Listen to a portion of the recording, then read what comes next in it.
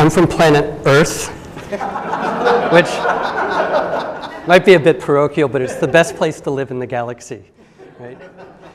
And yes, I'm the global lead ocean scientist at World Wildlife Fund, but I want to make it clear that I'm not the host, I'm not the client.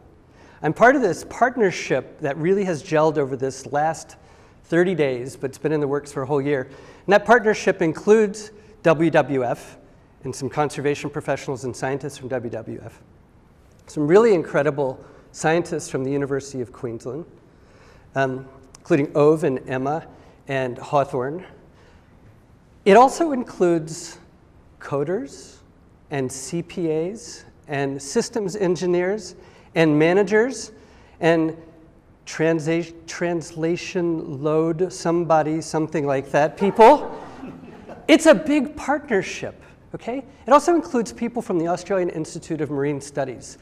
And the one thing that you have to do to be a member of this partnership is agree to work differently. Okay? That's the key. So we've heard a lot about data, but it's also about innovation and disruption. And that's important because while we're doing really good science, really good conservation work, it's becoming clear that what we're doing is not enough to keep up with the rapidly changing world. The last couple of years have been tough for ocean conservation and the 7 billion people that depend on the ocean. We've had 2 mass bleaching events in Australia, but around the world. All the way across the world, we've become cognizant of the fact that we're losing some of our most important species. So this is the vaquita in Mexico. And just in the past couple of years, we've been warned that if we don't change the way we behave, by 2050, we're going to have more plastic in the ocean than fish. Okay? But this past couple of years has also shown us that there's new resolve, not just in the conservation and science community, but in the business community, national governments, and international governments to really do something about this. This report on plastics was published by the World Economic Forum, the people who bring you Davos, okay? And that report included a lot of ideas about how business and industry could change to begin to deal with plastics. Really important because we see people now jumping into this, okay? So we have an opportunity to do new things, big things in the ocean to make sure that we protect and steward this ecosystem that we all depend on. We've seen this with the UN coming together at the Oceans Conference. We've seen this in the climate meetings that we've had. The past 2 climate meetings have really brought home the fact that the ocean isn't just something that's affected by climate, it's part of the climate. Okay? The ocean is climate, and the biology and everything that happens in the ocean not only is affected by the climate, but it affects the climate. Okay? We've got to really get our heads around that. And we're ready to do this, but we have one big problem. Reality is really, really messy and difficult to work in. And if there's one thing we know about reality is if you can't measure it, you can't monitor it, you can't model it, and you can't manage it. And that is where science comes in, trying to do a better job of understanding this complicated world we're working in so we as conservationists can do something that has an effect. And the way we measure the world generates data. Okay? We've heard a lot about this data. But in fact, the decisions we make using these data really rely on just a tiny little bit of all the data that are out there. A lot of the data that we have we consider messy, or we don't know where it is. We can't find it.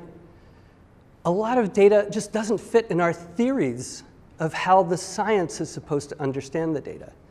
So we've got to do something to get beyond just using a little sliver of data that fits our models, that sort of is clean and high quality enough for us to work with, and begin to tackle this big green oval. And it was in Guillermo's slide in a slightly different way. We have to do that because if we don't, we're wasting an incredible resource. Data aren't cheap. They're not free. It costs to collect data, it costs to archive data, it costs to process data, and if that data are just sitting out there, then we are not doing our job. So when we started thinking about this, we thought, well, you know, scientists are really good at analyzing data, but we're not data managers, and we're not data discoverers. So we need to reach out to IBM, but not just for data, to innovate. And so I think what you've heard today is a lot about data, but there's a lot about innovation too in our team's presentation.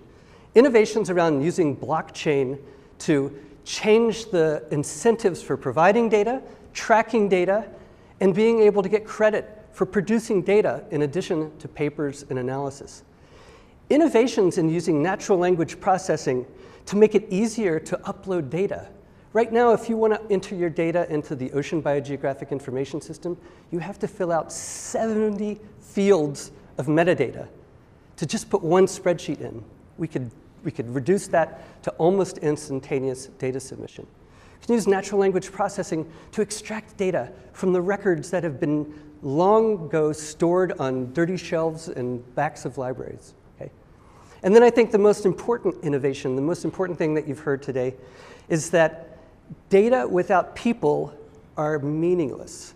And so we can create great technology systems, but if people don't use them, then they won't go anywhere. So this idea of marrying data tech and social networks is really key. Okay? It's not the last thing you do, it's the first thing you do. And what we're seeing is that data is the common language of conservation science. So I think what we've done over the past 30 days really has helped us all get out of our box. It's been a new way of working for the scientists, for the conservationists, and I know it is for the IBM crew, because we sat down yesterday and tried to fill out the CSC form, and we're like, that one doesn't apply to us. This one doesn't apply to us. How many people are you influencing? 7 billion, okay?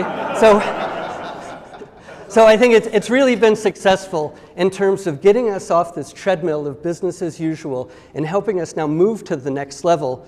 And we're so lucky to be able to do this in Brisbane because the Global Change Institute gives us that safe space where we can bring the private sector together with the conservation world and scientists to do things new.